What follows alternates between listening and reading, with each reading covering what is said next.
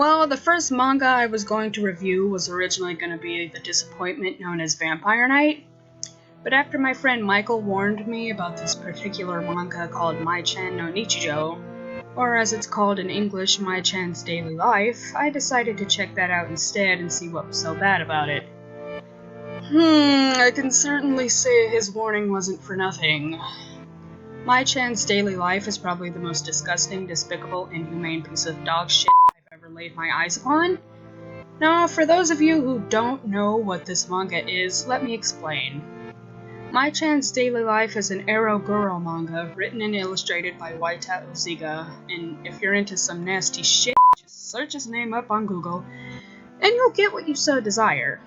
Now, guro is a type of genre consisting of grotesque pornography, sex, or in this case, rape mixed with torture, and that's what that is.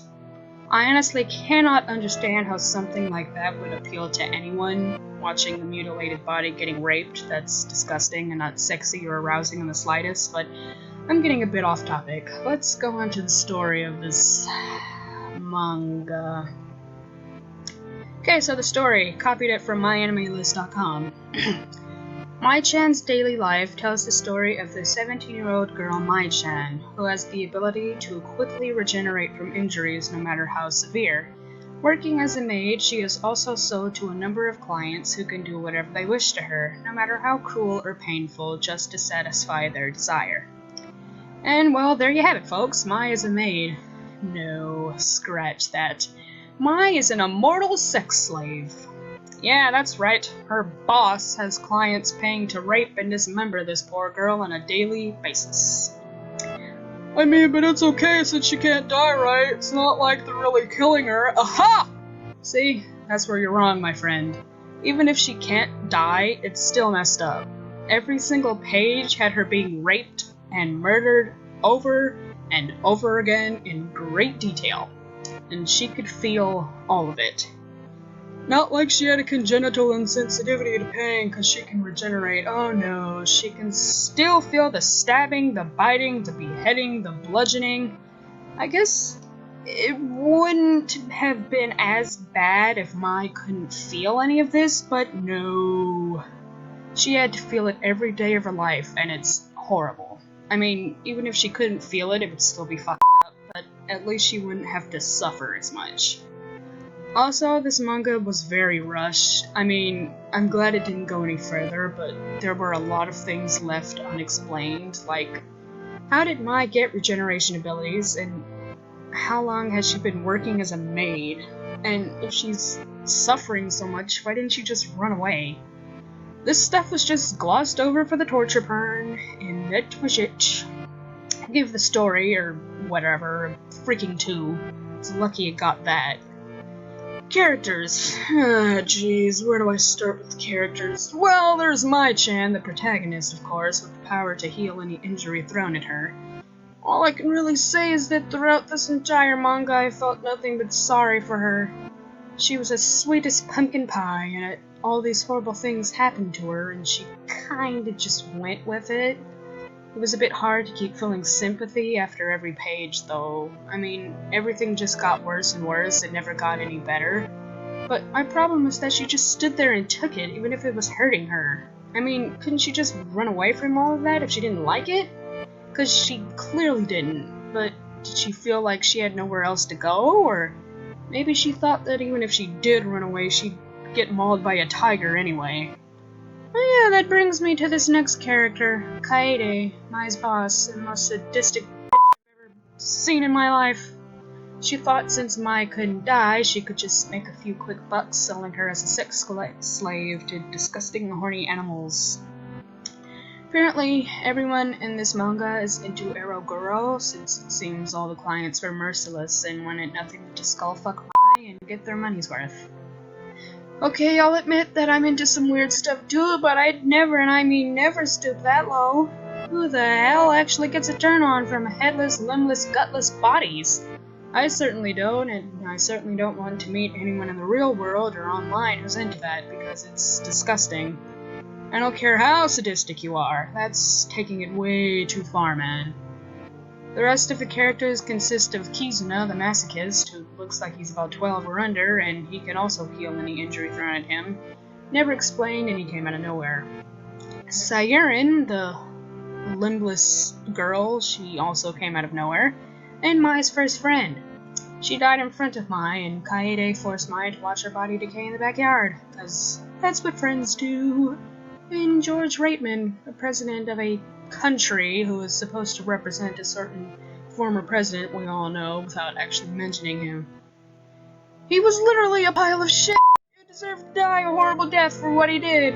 Oh yeah, did I forget to mention that Sayurin was apparently a cannibal, so Mai had to grind up her own arms and breasts to feed her. This doesn't need to be explained either, obviously. Just look at the gore, man. Nasty shit. Give the characters a 2. Seriously being generous with these 2s. The art. Oh dear Lord Jesus Christ in heaven. The art, well, I'd be lying if I said the art was bad. It was actually really well drawn, and considering the demographic for this monstrosity, I'd say it did its job right. But then there's the fact that the females, and shotas, are all drawn in a cutesy style. A lot of people couldn't take the manga seriously because they were so moe looking, but I for one found it more unbearable to look at because of how cute they looked. It's like running over a baby playing with a puppy. That's how it felt.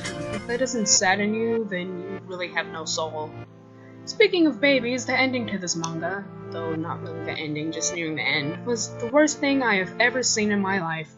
I'm not even joking. I'm not even exaggerating. Give me a Serbian film mixed with human centipede and throw in some splice, why don't you? And I'd take that over what I saw waiting for me at the end.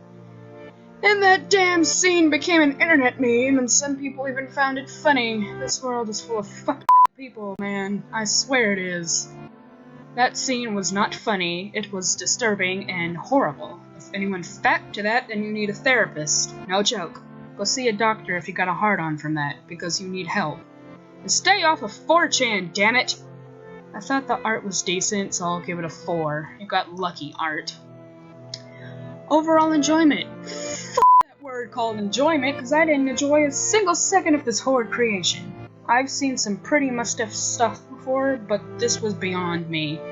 Coming from someone who can handle gore pretty well and can handle some weird hentai pretty well, I have to say that when mixing gore with hentai, I start to feel pretty nauseous. Like, my stomach literally started to hurt after reading this. I didn't find anything funny, even when the creator was going for a comedic route at the end, I still did not find it funny. My jaw dropped a few times, and it felt like there was a knot in my stomach, but that's all. I'm sorry, but I cannot find anything about this appealing. If you're into gore and sex, then watch a Saw movie next to a Pornhub playlist. Don't watch this terrifying shit.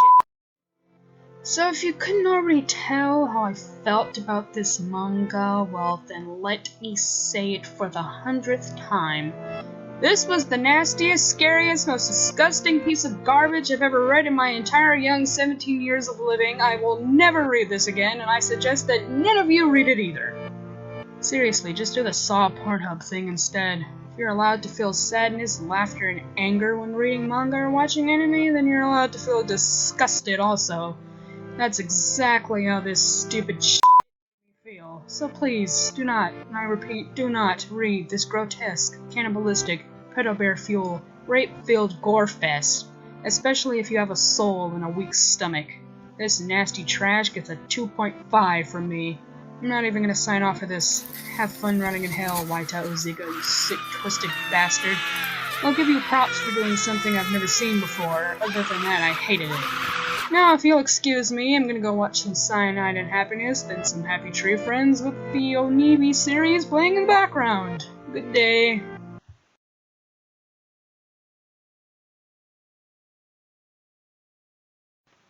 Ugh. This nastiness got a live-action movie. Of all the despicable, mindless, retarded malarkey I've seen, this is by far the worst. Of all things to get a live-action movie, you choose this. Go watch some Corpse Party or Elfen Lied or whatever. Don't watch that movie. I'm sorry, Michael. Next time I'll just take your word for it.